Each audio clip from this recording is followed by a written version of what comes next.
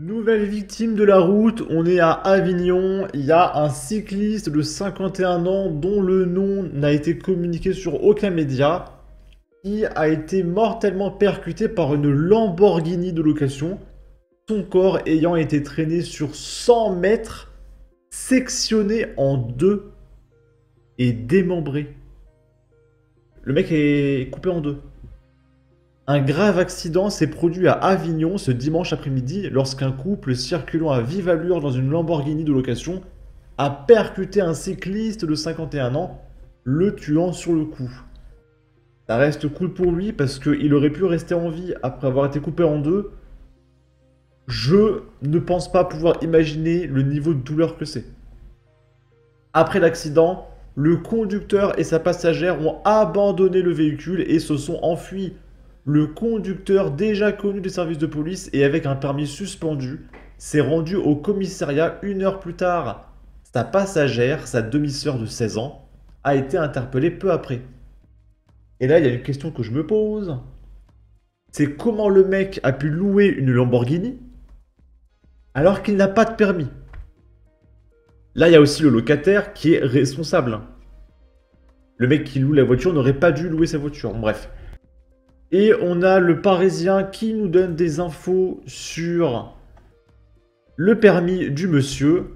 Donc son permis a été suspendu. Le mis en cause était déjà connu des services de police pour des faits liés au trafic de stupéfiants, toujours en liberté, selon les informations du Parisien. Il avait été arrêté à plusieurs reprises, d'abord en 2020, puis 3 fois en 2021, ainsi qu'en 2022. Et il est toujours dehors, il a toujours été relâché. Il avait par ailleurs reconnu être un dealer. En décembre 2023, il avait été interpellé pour conduite sous l'emprise de stupes, ce qui lui avait valu une rétention puis une suspension du permis de conduire qui courait jusqu'en décembre 2024. Qui aurait pu savoir qu'il finirait par tuer quelqu'un? Bah mince alors. Selon nos informations, les occupants du véhicule devraient être déférés au palais de justice. Ce dossier, c'est tout d'abord l'histoire d'un drame immense, et nos pensées vont vers ceux qui ont perdu un être cher. Il y a de nombreuses zones d'ombre à éclaircir, notamment quant à l'aspect défectueux de certaines pièces du véhicule.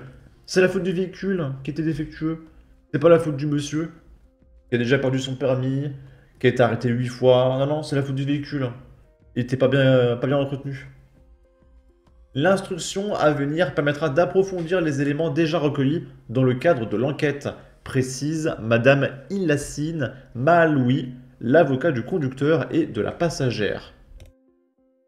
Là, c'est un jeune qui vit sa bike life et qui roule sur l'autoroute et fait de roues arrière en mettant tout le monde en danger. C'est magnifique, les copains, regardez ça. Ah, y a pas de son.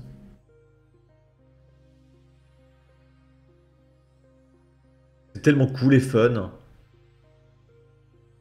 Peut-être qu'il va tuer des gens, c'est tellement cool.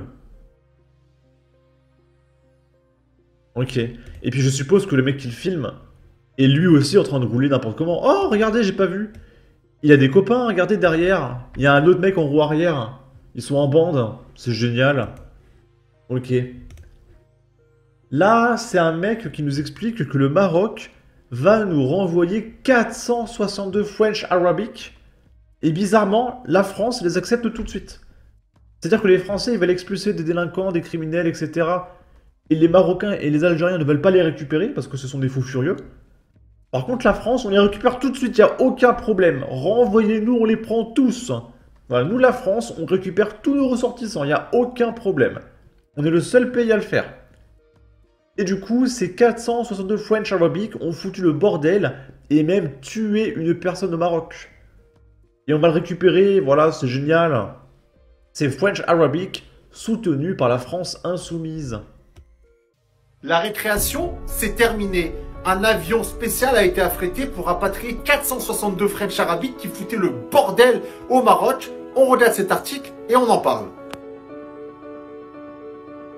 Après une 6e journée d'opération de l'ensemble des forces de police de Marrakech, 462 personnes ont été arrêtées pour des comportements dangereux sur la route, ainsi que des infractions à l'ordre public et aux bonnes mœurs.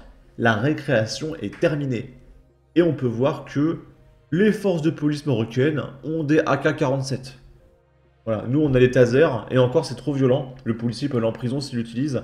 Au Maroc, ils ont des mitraillettes, voilà. Comme vous le voyez, le Maroc a décidé de faire quelque chose d'unique.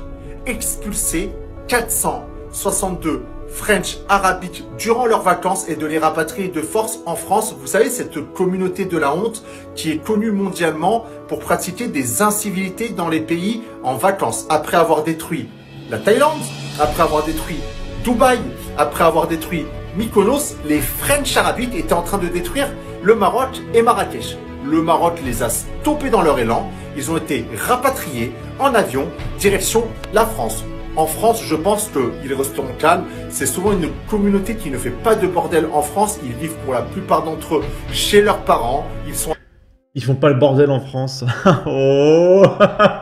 Ce mec est marocain, on peut pas lui en vouloir. Mais t'inquiète pas, on les connaît bien en France. Assez discret, mais en vacances, ils se lâchent. La question que je vous pose, après avoir détruit la Thaïlande, Dubaï, Mykonos, et avoir été arrêtés dans leur élan au Maroc et à Marrakech, quel sera le prochain pays victime des French arabiques? L'Algérie, mon ami. Et on va terminer avec Mathilde Panot, qui nous partage sa pétition pour destituer Emmanuel Macron. Alors ça m'interpelle beaucoup, parce que je pensais qu'elle allait faire passer une loi, un décret, j'en sais rien. Mais non, la destitution, c'est une pauvre pétition sur Twitter. Je comprends pas trop le concept. En fait, j'ai l'impression que c'est juste pour se plaindre.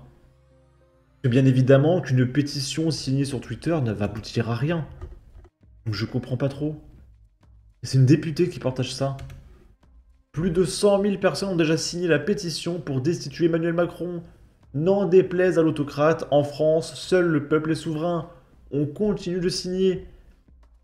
Et du coup, il y a 182 000 personnes qui ont signé.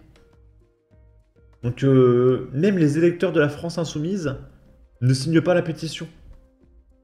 Parce que 200 000, c'est même pas 1% de la population.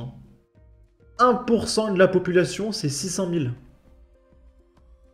Donc là, la France Insoumise a réussi à ramener 0,3% de la population.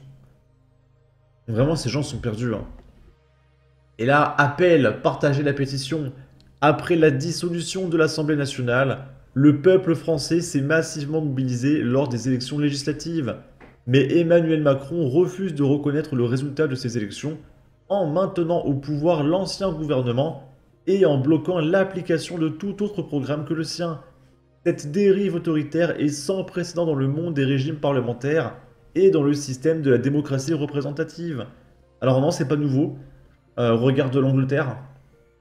C'est pourquoi nous soutenons l'appel à la destitution du président de la République par l'article 68 de la Constitution. En signant cette pétition, nous demandons aux députés et aux sénateurs de voter en faveur de cette démarche pour permettre le retour à une véritable démocratie où les choix du peuple sont enfin respectés. Pitoyable, hein, vraiment. Hein. Pitoyable, pitoyable. Voilà, en tout cas, n'hésitez pas à donner votre avis, votre opinion, à partager, liker, commenter, ça aidera au référencement de la vidéo sur YouTube. Abonnez-vous, suivez-moi sur Twitter, prenez soin de vous, salut!